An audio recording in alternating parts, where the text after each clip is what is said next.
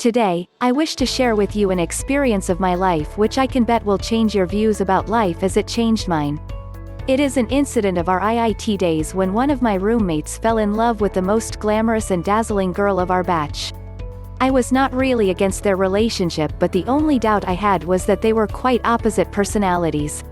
My friend was an introvert, shy person, whereas the girl was very jovial and extrovert. Also, maybe because of her light-hearted nature, I felt that she was not very serious about their relationship. But the fact that mattered was that they seemed to be quite compatible.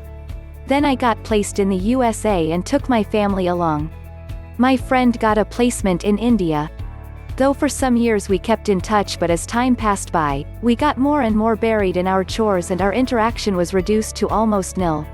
After a long span of 9 years, I got the opportunity of making a business trip to India.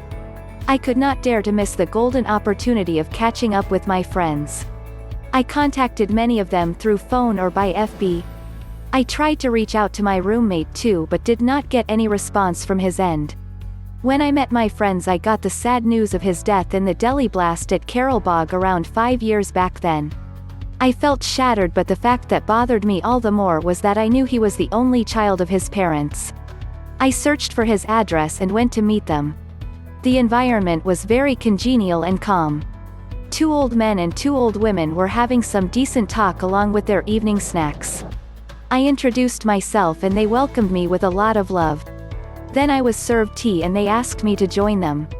Seeing their happy faces, I did not have the courage to ask them how their lives had been over the past few years.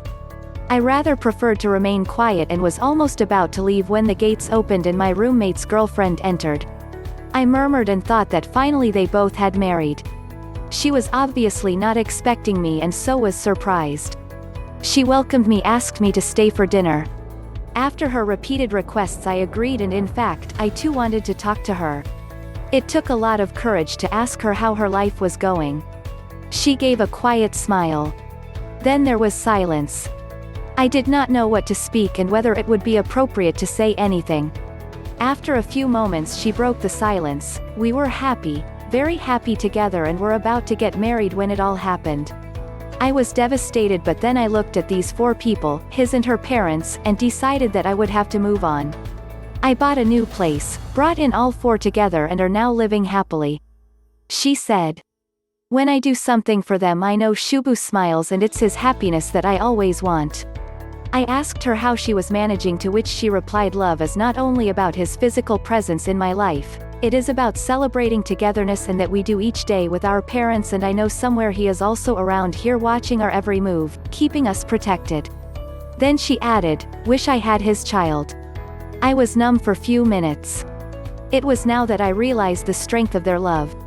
In fact, I started feeling really bad for my friend, that how lucky he was to have found this girl who is selflessly busy playing her role in their relation without the society-bound order of marriage, etc. I felt like saluting the girl's immense strength and pure love that their relation stands on. I got to spend some time in my friend's room. I saw a diary lying on the table and I could not stop myself from opening that diary. It was my friend's diary of college days.